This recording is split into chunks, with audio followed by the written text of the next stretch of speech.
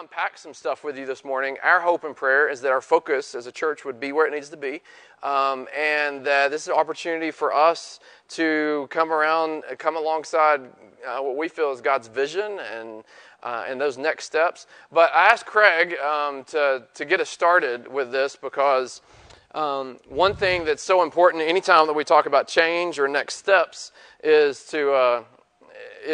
for us to see God as faithful over the long haul. And Craig's been a part of the Grove from day one and has great insight on how God has always been faithful and been with us. So I'm going to let Craig share a little historical perspective on God's faithfulness with the Grove.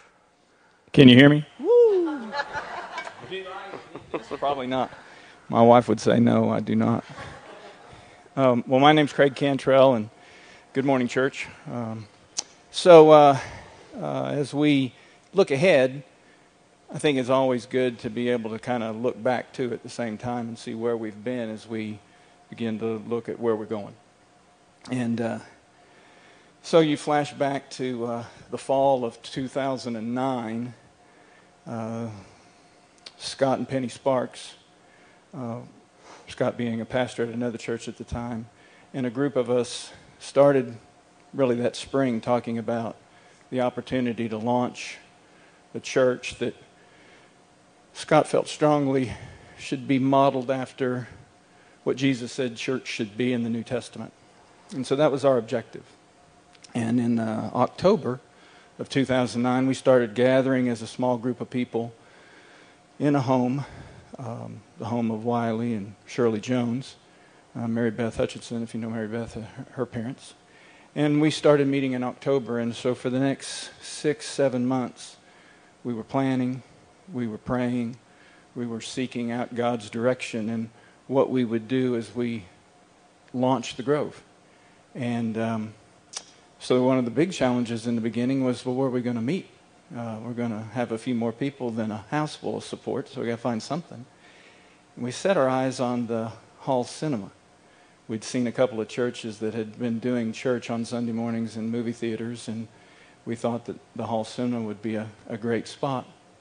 Unfortunately, the owner of the cinema didn't really have that as an idea, and so we spent some time meeting with him, driving up to Johnson City and sitting down and sharing our vision and what we felt like God was calling us to do. And through that process, through God's intervention, He softened His heart, and we were able to launch on the first Sunday of April in 2010, Easter Sunday, actually, I think it was, at the Hall Cinema. And it was a great beginning, and we grew rapidly. And within months, we realized we got to find another place. This is not going to support us because we've already kind of maxed out with what we could do in a cinema of that size.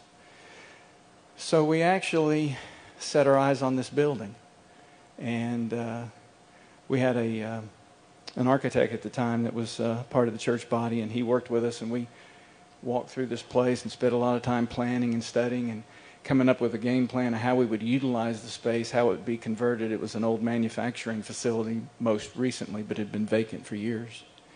And we talked to the owner, the owner/landlord, and unfortunately we could not make it work. And, we were so discouraged. But for whatever reason at that time, God didn't want us in here. And so we set our eyes on the Halls Middle School auditorium. The challenge with the Halls Middle School auditorium was at that time, the school board, Knox County, City of Knoxville, were all evaluating how school facilities were being utilized and recognized that probably there was too much third-party use of those facilities and people weren't paying enough for the use of those facilities. And so we walked into that climate at that moment in time and realized we've got a big hurdle to overcome. We met with the principal of the Halls Middle School, who happened to have been the principal previously at Cedar Bluff Elementary. And at Cedar Bluff Elementary, they had been hosting a church on Sundays, and it hadn't gone very well. So he had a preconceived notion that this was not what he wanted to do. And so we prayed hard. We prayed fervently for the opportunity. And through the course of dialogue with the school board administration, the county, and the principal of the school, and communicating what our plans were and what kind of a partner we could be, God changed everybody's hearts. And the school board actually let us utilize that facility for 6 years rent-free. We committed to put some investment in the school and leave that as a gift to the school when we left. And so we dramatically enhanced the audio-visual capability of the auditorium. We gave gifts, financial gifts to the school on an annual basis, developed a good working relationship with the teachers, and God blessed that time. We grew dramatically, and we had hundreds of people coming. But we were starting to wear thin a little bit on the concept of a set up and tear down church every Sunday. Because we'd get there at 6, 7 o'clock in the morning and work to get it all set up. And then as soon as the services were over, because we were doing 2 services at that time, we would have to tear it down, pack it all up, and take it back to a storage facility and do it again next week. And if you've ever been in that environment, it can get taxing after a while. And we were starting to feel that on our volunteer community. Along the way, a church called One Life contacted us because they set their sights on this building. And they said, hey, I know you guys kind of looked into it. What was your experience? And we told them our story and said, hey, here's the plans we were going to use. You guys can use these if you want. At least it's an idea of how you could use this space. And so they went off to the landlord owner, and they did a much better job than we did because they had nice computer graphics of what it would look like and wowed him. And maybe our first attempt softened his heart a bit, but in the end, they were able to get in here. And they were able to take a lot of the planning that we had done and implement it to make it what it is today. So here we are, still in the auditorium. We're praying about where can we go. We're looking at other facility options. We're looking for the opportunity to have a full-time facility for the first time as a church. And One Life comes knocking on our door, and they say, hey, we have an opportunity to go purchase the Just for Feet building out there near what once was the Knoxville Center Mall. But we've got this lease here, and we need to get out from under it. And we said, well, that's perfect timing because we need to get into a full-time facility. And we worked an arrangement together whereby we absorbed their lease, paid a portion of it, gave them some financial contributions so they could go do what they needed to do at the Just for Feet building to make that into the church that they had a vision for.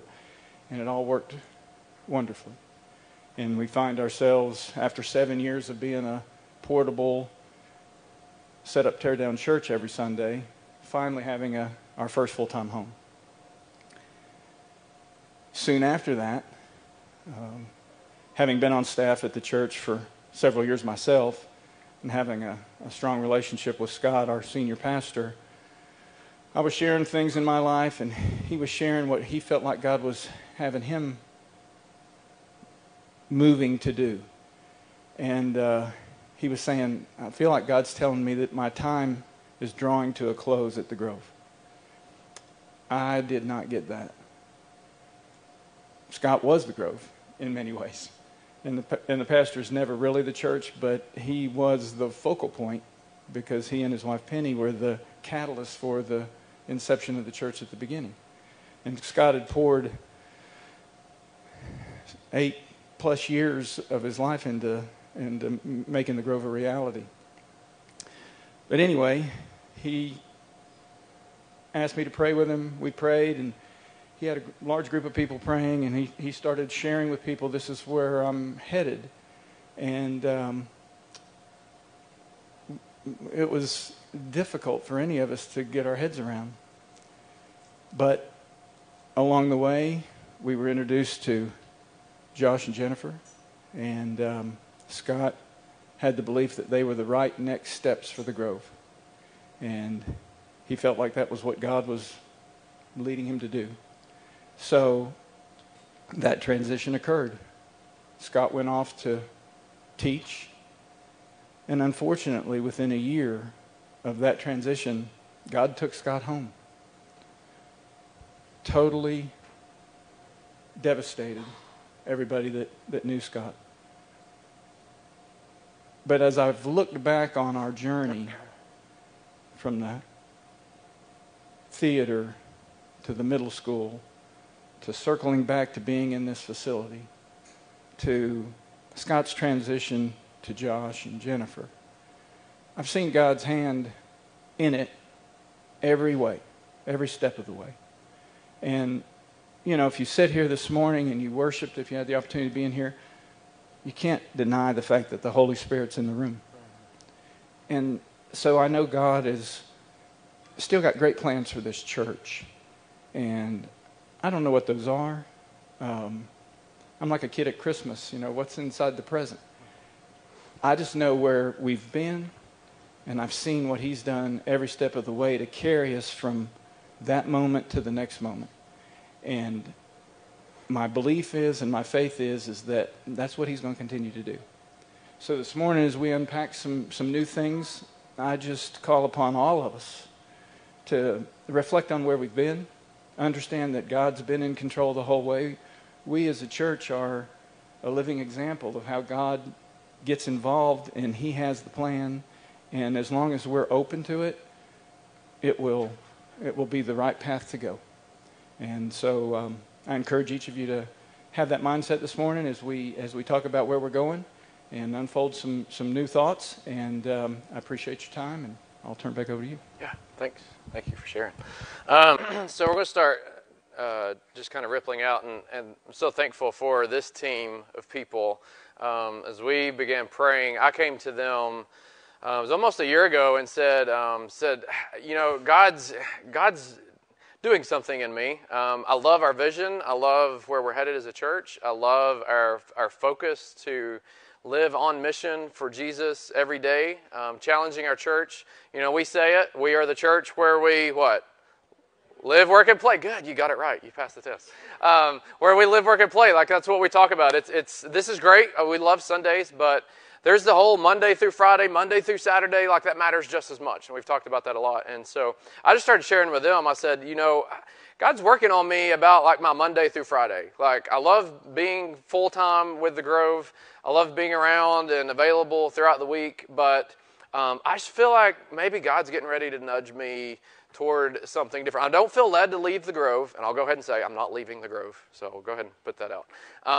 But I just started feeling like God was saying, you know, hey, I'm going to have something a little different for you. I'm not calling you away from the Grove, but I'm just going to have a little something different for you. And I shared that with them, and they were like, well, what does this mean? And I was like, I don't know. I was like, let's start praying. Like, I don't really know what this means. And so they so graciously, they were like, well, let's just walk through the season together and see where God leads. And so we just began praying last fall, and I kind of arrived at a point through just a series of God's leading and all that kind of stuff, that I got offered an opportunity to do something Monday through Friday that I thought, wow, this could be a great extension of our church.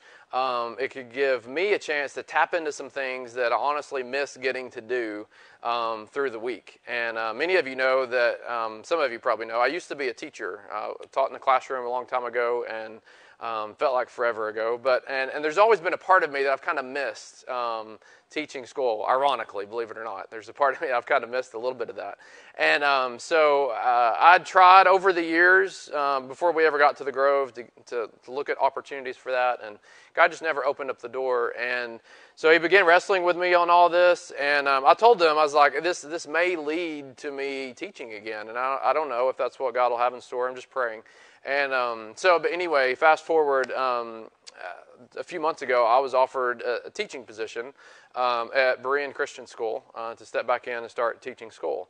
And so we've prayed a lot about it, talked to them a whole lot about it, and I just felt like this was part of the next season for me, just as a disciple of Jesus and where he wants me, is for me to step back into the classroom setting. It was kind of right fit, right school, right opportunity. A lot of it didn't necessarily make sense. If you'd asked me a year and a half ago, would I be fired up and excited about teaching middle school kids? I'd been like, you're crazy. I don't think so. But it's just, God's just kind of moved me in that direction. And so I'm going to be stepping into that here in a few weeks, and it's going to kind of change a little bit of my Monday through Friday rhythm. But as I began sharing that with them, they were like, well, what does this mean for the Grove? And I was like, oh, I got it. I'll just keep doing everything I was doing, and I'm going to teach school. And they're like, we love you, Josh, but I don't think so. Like, I don't think you can be like that available. And so we started thinking, okay, well, what does this mean? What's God's plan in this? And so we got to that point, and we were like, well, what if we connect this to our vision and think maybe God's up to something in our vision that actually allows us to take some next steps as a church and just reinforce some of the things that we've always talked about, and it gives us a chance to kind of reshuffle our leadership base a little bit, and because I'm not leaving the Grove, a little bit of my role is going to shift, but so I asked Eric if he would just to talk a little bit about just our vision as a church and how we really let our vision influence me being able to step into this new opportunity, but still remain connected to the Grove, and a couple other things that we're going to share. Hey, good morning, church. I'm going to stand back here. I was waiting on Josh to step right off the stage. I'll stand a little back from you a little bit. So when Josh brought this to us, like you said, about a year ago, I'll be honest, I didn't really know how to feel about it when he first let us know where he, felt God was talking to him in his life and what potential next steps could be. It made me uncomfortable. It made me a little nervous. I was worried. I didn't know what that meant for us and for the Grove. And it took me a while to obviously dig through it a little bit. But as the leadership team talked through it, prayed through it, and dug into it, I realized that it's pretty in line with the vision that we've had as a church. And so you think about what we have challenged this room with over the last 5 or more years.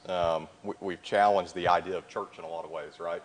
The church is not the building that we're sitting in. The church is not the person alone that's up here speaking on stage every Sunday. The church is all of us, right?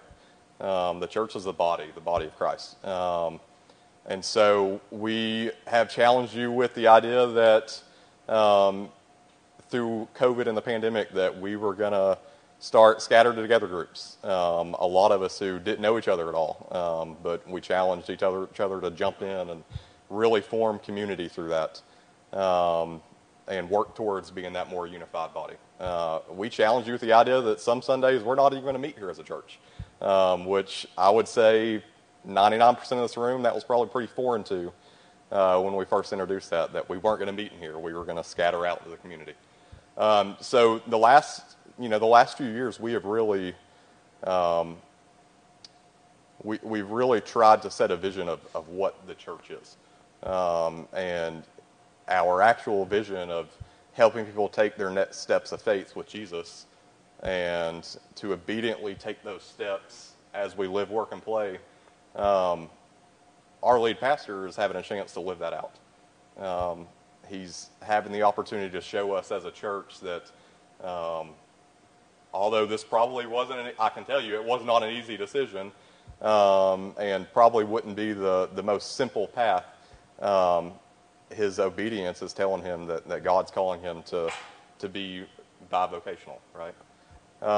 And I think that's pretty cool that the lead pastor of our church is being called to set that example for all of us and just further embrace the vision that we've had for a church. And so as we continue to unpack things this morning, I don't want to get too ahead of ourselves. I think this is going to allow us as a church, it's going to provide a big opportunity for us to come together and continue to form community and show that we are the body of Christ, and that's something that we're striving towards. And I think there's going to be a lot of ways that we're going to be able to show that unity and that oneness together, and we'll unpack that here in a few minutes. Yeah, thanks for sharing that. And so as we started talking through this, we established a few things. I'm not leaving the Grove. This is our church family. We want to be here. We want to stay involved. I want to continue leading. I want to continue teaching on Sundays, doing as much as I can. And Jennifer's going to continue to do Grove Kids. And we tried to get Craig to take on sports camp, but it was like, well, I guess Jennifer will just keep doing sports camp. But we're not going anywhere with that. But we knew naturally there are some things that do go on during the week. There are some things that I am just not going to be able to keep my focus on through the week. And there's probably also some opportunities for us to take some next steps as a church. If somebody who maybe has a little different perspective on things could come in and give some leadership and give some intentionality toward. And so as we began praying through this, we're like, okay, so if we take my role that I'm doing by myself and start to chop that up a little bit, and if I just kind of take on more of a big picture role and oversee our teaching on Sunday mornings and make sure that's planned out, what would it look like then for us to kind of bring in like a church ministries pastor, somebody that could come in and infuse some new perspective and energy and life into some of our church ministries and even help us. And we're like, well, where would we find that person? And we started praying through that. And sure enough, that person has been a part of our church for the last 3 or 4 years. And as we started praying through this, it was kind of like we actually have someone in our church who has pastoral experience, has actually been a lead pastor, and is in a position in their life where like this just kind of lines up perfectly. It's almost like God had a plan in all of this, and we've just kind of had to let him unroll this. So Jonathan, come on up. We were actually sitting in small group in our Scattered Together group a few months ago. I knew what God was leading us to. We were trying to figure out this next piece, and Jonathan and I shared a little bit about where he was working, and he was trying to find some different jobs and things like that, and just shared how it didn't work out. And we were sitting there, and we got home that night, and Jennifer was like, what if Jonathan's the guy? And I was like, that's perfect. Like maybe God is this awesome, and he does have everything already planned out. We just got to figure it out. So Jonathan and I started talking and was like, hey, here's what I'm doing. Like, I'm leaving the Grove, and you get to be the pastor now. I think that's what he thought it was maybe going to be or something like that. But we started talking and praying, and he started meeting with our leadership team, and we just kind of felt like we got to this place where it was like, Jonathan and I have known each other for several years, and they've been a part of our church. They know our church culture. We love his family. Many of you have gotten to know his family, and maybe this is just what God has in store. And we feel I should quit saying maybe because this is what we're doing. And so I'll let Jonathan just share a little bit about his heart. And I know he's rolling in off of a night shift and is a little tired. But thanks for leaning into this. This is the middle of my night right now. Actually, what I thought when Josh invited me out to coffee was I'd been venting about how the jobs I was looking at weren't quite fitting, looking for something different. And I thought, this jerk's going to use that as an opportunity to say, like, hey, I'm going to leave. How about your thing is you fill in for a while, And I'm like, man, I'm going to be mad if he leaves. And so we had a coffee, and he started explaining what was going on. And I thought, this is a pretty interesting thing because I am very much looking for something different. We've been in halls, my family and I, for almost 9 years now. I was in ministry for over 15, 16 years. It was a church outside of Pittsburgh for a little over 10 years, and I went to Johnson, then Bible College. I'm old enough; it was still a Bible college back then, which is in Knoxville. And I was looking for something as a change. I didn't know it at the time in ministry, but there was a part of church that I found empty as far as working in church, and I'll because of time, will explain it very quickly as saying it felt more like a bureaucracy at times than like a kingdom movement. And that bothered me, and I was looking for something, and it was time to switch and go somewhere else. And there was a church in Knoxville that had an opening. I'm like, that's in Knoxville. That has to be, like, I can go to UT football games. This is going to be great. I have to go there, And so we moved down here, and we're a part of that, and in the end, it didn't work out exactly the way that we wanted it to, and we tried to figure out what was next for our family, and Because of baseball, my youngest son Micah and Josh's youngest son Colton were on the same t-ball team for a couple seasons. And over the couple seasons, I got to know Josh a little bit, and I found out he's a minister, so we started asking questions. And what I found was that some of the stuff that I found here in Knoxville, the other ministers that I know and people I had talked to who were explaining to me, how to make the church look more like the church in the New Testament, kind of like Craig was talking about a moment ago, and to be a mission that has a church, and really what that means in several aspects. Like Josh was saying those same kinds of things, and I thought, well, this is pretty cool. I like this guy a lot. And so when it came to time that we needed to decide what was next for our family, we decided we wanted to stay in Knoxville. We're going to find a church in our community, and I was like, let's go wherever that Josh guy was at and be a part of that. And so that's what we've done, and I found a job that had me working for nights for the last few years, and have been doing that. And so when Josh said, hey, basically I'll stay if you come and do a bunch of stuff, I was like, well, this totally makes sense. When I left ministry at the time, a lot of my friends asked me, are you leaving ministry? I'm like, no, I have to do something different for now. But I tell you what, if I ever go back in any degree, it's going to have to be a church that, that really values the vision of what a church should be, much like we have talked about here for forever at the Grove, or at least my forever here at the Grove. I want to work with really cool people that have that concept really nailed down. I want it to be a strong part of the community, and I really had kind of a list of stuff I wanted to do. I didn't want to be by myself. I want to work with somebody, like I said, and Josh just started filling this out, and well, of course, this is it. So this is also going to be a bivocational opportunity. Right now, it's like an vocation opportunity. I'm looking for the thing that will make it a bivocation opportunity very soon. But I'm very excited to be in this role here at the Grove. I look forward to getting to know you all more.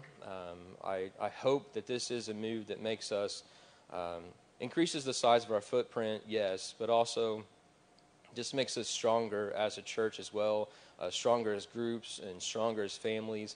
I look forward to trying to equip you all in those ways as much as possible to keep Josh here and the work that he started and help him see that through as well. And I feel very blessed to be able to help in this way and to serve in this way too. All right, awesome. Can y'all welcome Jonathan? Thanks, man.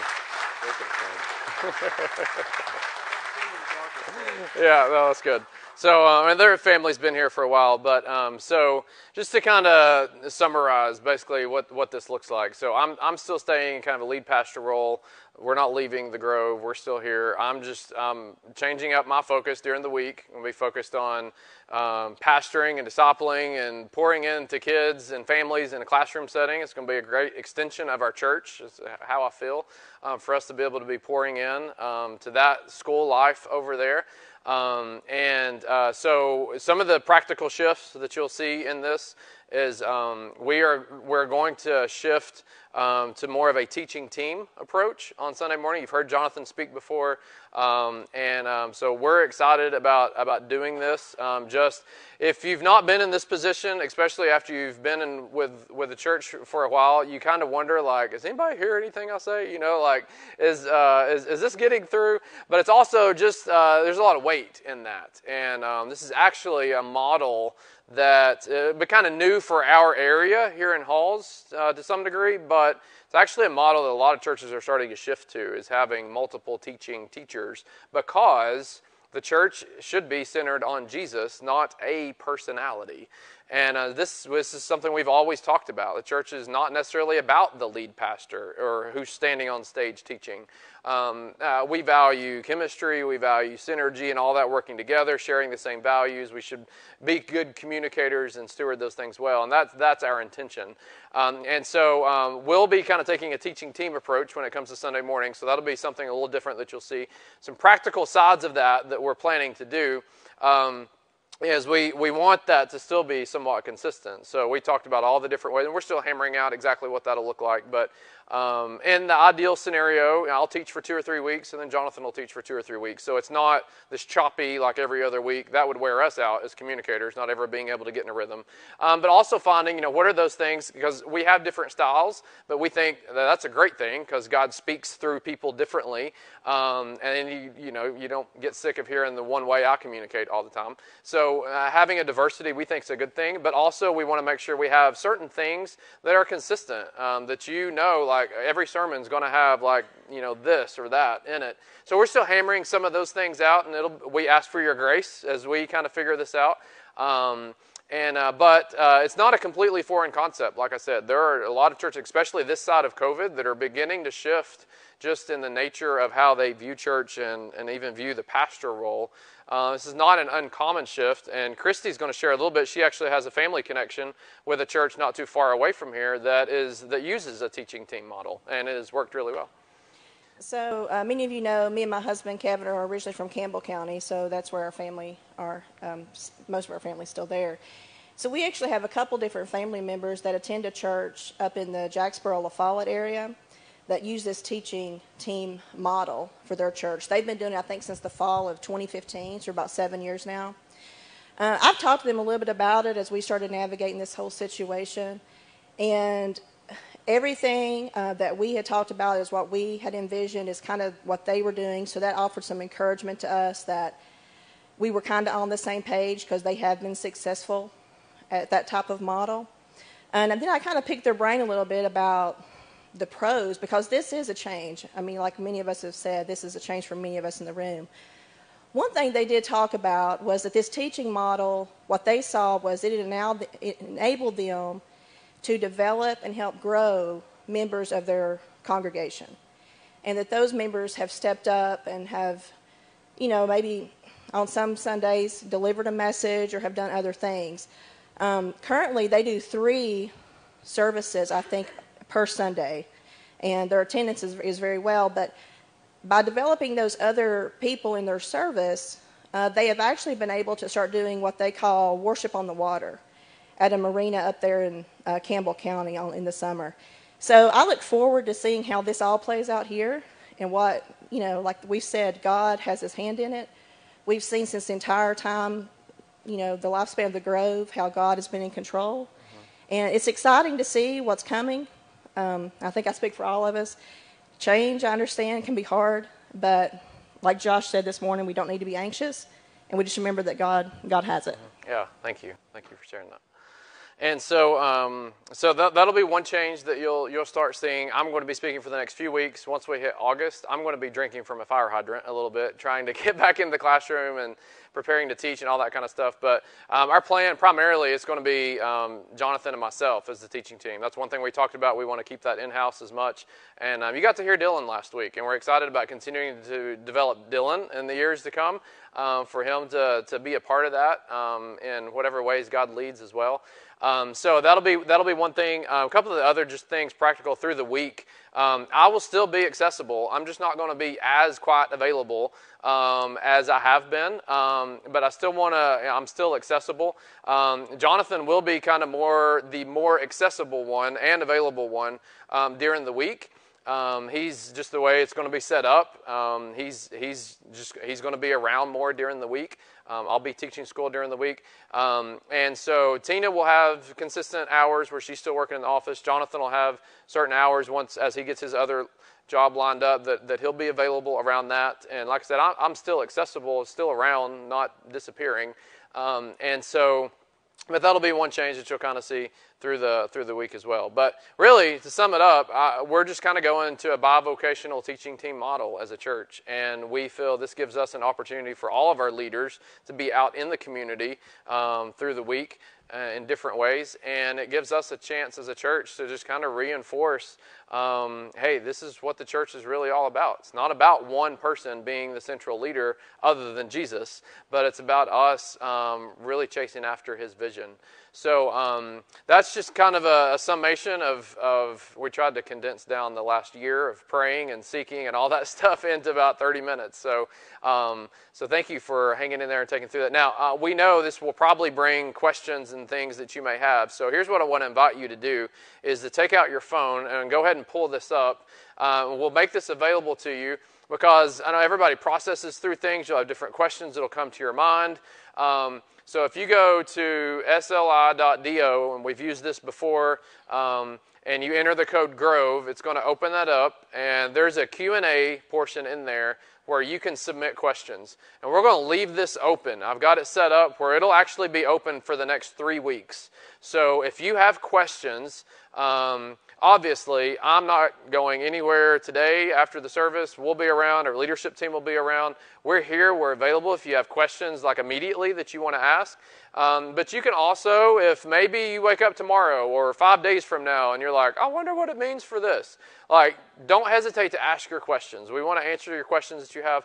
So you can submit those through there. If you want more of and we'll answer those at our July 31st service is kind of the plan. We're going to have a prayer time, a worship time, and then we're going to have a cookout together on July 31st. So that's 3 weeks from today. We'll use a portion of that time to answer the questions that come in. But if you have immediate questions or things, grab one of us this morning or text or call or email or something, and we'll be happy to sit down and answer any questions. We want to be upfront about everything, and there's nothing that we're not sharing with you. Nobody forced me to go bivocational. The church's finances aren't falling apart, and now Josh is being forced to go bivocational. It's nothing like that. It's just where God's leading me, and then I think God's had a plan for the Grove as we're going through this. And so we're excited to continue moving forward as a church, just with a little bit different model when it comes to our leadership. So if you have any questions, please don't hesitate to reach out. And there's some stools back there behind that if y'all want to pull those out.